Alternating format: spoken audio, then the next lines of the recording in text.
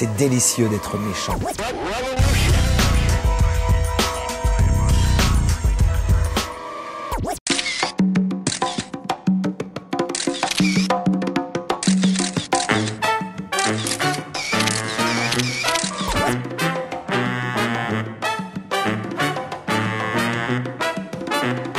L'idée des tableaux de bonbons, c'est évidemment dans la proposition de faire des choses pour Halloween. Halloween, c'est la fête des morts, donc c'est faire peur en fait. C'est tout le rapport entre faire peur et amuser. Cette idée de trick and treat, donc un bonbon pour un mauvais sort et à la fois le côté répulsion-attraction, c'est-à-dire c'est bon, mais ça fait peur. C'est pour ça que les bonbons paraissaient évidents par rapport à ce projet. Plein de bonbons pour plein de mauvais sorts. On a 17 964 bonbons et on a à peu près 120 kg de sucreries et glace royale.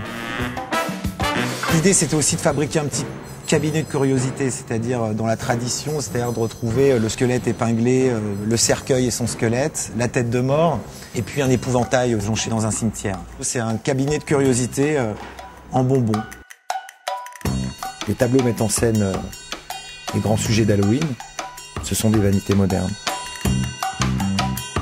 C'est vraiment comme un travail de peintre, c'est-à-dire que j'ai choisi des matières, des couleurs, des formes, et puis j'ai essayé de les assembler pour créer un tableau. Le challenge, en fait, c'était de faire un tableau 100% bonbon, 100% sucré. Même les fonds sont de la glace royale, c'est-à-dire que c'est un mélange bien connu chez les pâtissiers, qu'on a coloré, qu'on a fabriqué.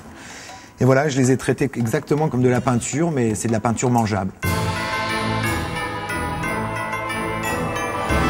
Le sweet art, voilà, c'est de l'art sucré, comme on dit. C'est des peintures à lécher.